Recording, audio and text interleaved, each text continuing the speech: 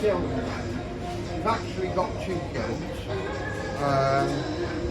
Here they use cabinet kilns. So they put two of these cars in and then they shut the door and they fire it. They've got to get it up to 1200 and 1250 degrees. Once it gets to that temperature, it turns the clay into ceramic. So it goes rock solid and it holds the shape. Up till then, if you can damage it easy, break it or anything. So then it's turned to ceramic. So these are the cars. They stack them on. They build these cars to whatever they're produced at that, you know, to go in the kiln. If you've got large bars, you need big space, things like that. The other thing is, with kilns, it's a bit like your oven at home. You all know your oven gets hotter at the top, cooler at the bottom, isn't it? That's why they say where to put the cooking stuff, either up or down. These work exactly the same. It's hotter at the top, cooler at the bottom. So anything that's made with thin clay, so a nice delicate teacup and things like that, has to go down here. Anything that's thick and heavy clay, so big vases and things like that, back up here. So they're heavy stuff at the top, nice delicate light stuff at the bottom. So as you can see, these cars have got all different places. You can move the shelves around. So you build your car. This is a skill of the kilnman. He knows how to build the car to where to put where on. Then you put it into the kilns, shut the doors, fire the kiln up. It usually takes between 11 and 16 hours. It'll be in the kiln. It's got to get up to 1200 degrees. There's a nice digital readout on the side of the kiln that tells them what the temperature is. So he looks at the digit, it'll say 1200 or 1250. They don't actually trust that digital readout.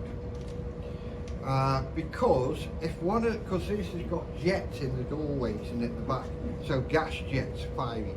If one of them jets are spluttering or not firing right, he isn't going to know because it's sealed. So what they did, a gentleman called Mr. Burleigh, he invented in the late 1800s for bottle kilns, he came up with this wonderful item, it's called a Buller's ring. The Burleigh family came from Bovey Tracy in Devon to Hanley in the potteries.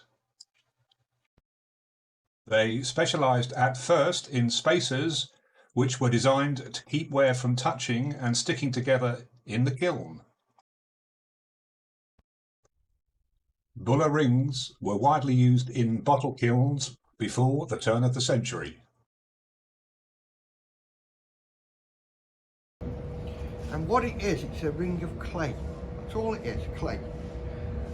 And what it was, he found if you cook them at different temperatures, they shrink at different sizes. So this is a fired one. I don't bank this because it'll fall apart on me and he won't be very happy. So these were invented in the late 1800s and they're still used today.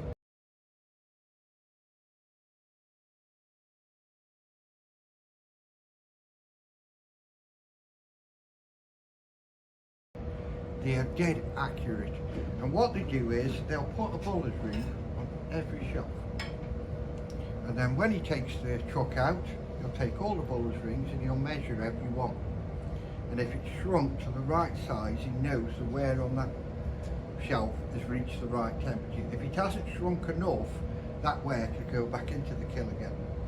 So wonderful invention, still used today. The only problem is, once they've been used, they are useless and they throw them away.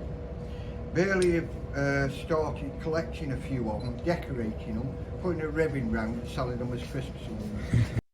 Thanks for watching. Thanks to the workers for allowing us into their place of work, and our very knowledgeable guide, John. Do you know anyone with this pottery skill? Let us know what you think of the video. If you found it interesting, please like and leave a comment. Look out for more clips from the Middleport Factory Tour.